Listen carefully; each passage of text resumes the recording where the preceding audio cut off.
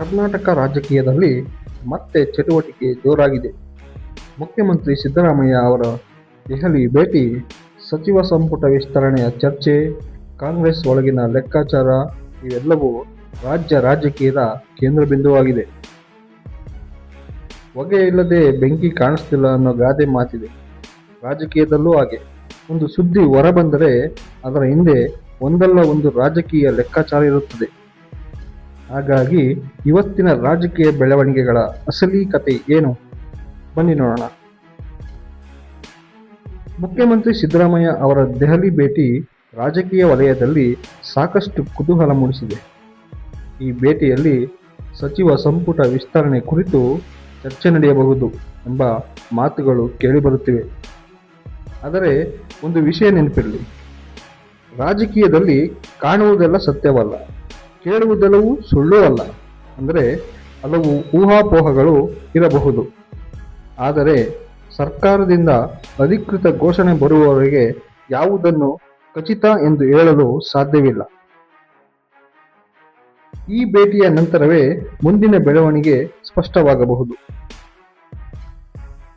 ಸಚಿವ ಸ್ಥಾನ ಅಂದರೆ ಅದು ಕೇವಲ ಕುರ್ಚಿಯಲ್ಲ, ಅದು ಜವಾಬ್ದಾರಿ, ರಾಜಕೀಯ ಪ್ರಭಾವ ಮತ್ತು ಮುಂದಿನ ರಾಜಕೀಯ ಭವಿಷ್ಯ.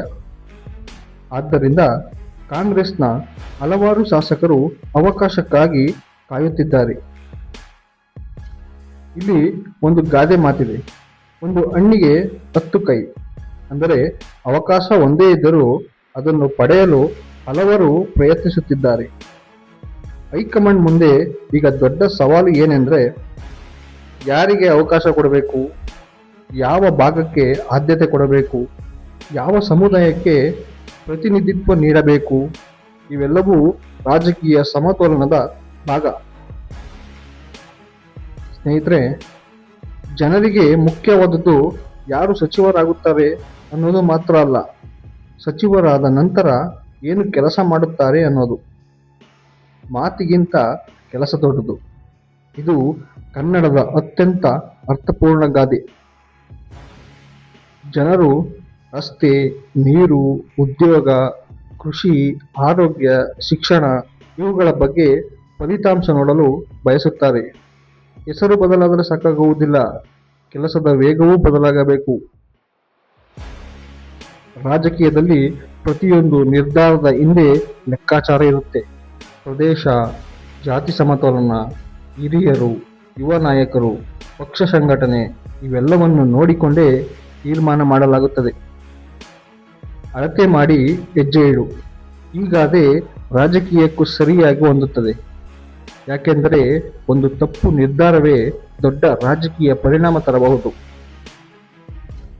ಸ್ನೇಹಿತರೆ, ಇವತ್ತಿನ ರಾಜಕೀಯ ಬೆಳವಣಿಗೆಗಳಲ್ಲಿ ಸಚಿವ ಸಂಪುಟ ವಿಸ್ತರಣೆಯ ಚರ್ಚೆ ಹೆಚ್ಚು ಗಮನ ಸೆಳೆದಿದೆ. ಆದರೆ ಒಂದು ವಿಷಯವನ್ನು ನಾವು ನೆನಪಿನಲ್ಲಿಡಬೇಕು, ಅಧಿಕೃತ ಮಾಹಿತಿ ಹೊರಬರುವವರೆಗೂ ಯಾವುದೇ ಪಟ್ಟಿ ಅಥವಾ ಊಹಾಪೋಹವನ್ನು ಅಂತಿಮ ಸತ್ಯ ಎಂದು ನಂಬಬಾರದು. ಕಿವಿಯಿಂದ ಕೇಳಿದ ಮಾತಿಗಿಂತ ಕಣ್ಣಿನಿಂದ ಕಂಡದ್ದು ಮೇಲು. ಅಧಿಕೃತ ಪ್ರಕಟಣೆ ಬಂದ ನಂತರವೇ ನಿಖರ ಚಿತ್ರಣ ಸಿಗಲಿದೆ.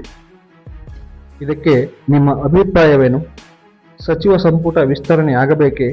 ಹೊಸ ಮುಖಗಳಿಗೆ ಅವಕಾಶ ಸಿಗಬೇಕೇ? ಅಥವಾ ಅನುಭವಿಗಳಿಗೆ ಮತ್ತೊಮ್ಮೆ ಅವಕಾಶ ನೀಡಬೇಕೇ? ನಿಮ್ಮ ಅಭಿಪ್ರಾಯವನ್ನು ಕಮೆಂಟ್ನಲ್ಲಿ ತಿಳಿಸಿ.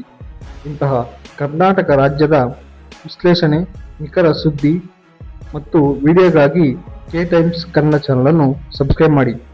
ಧನ್ಯವಾದಗಳು.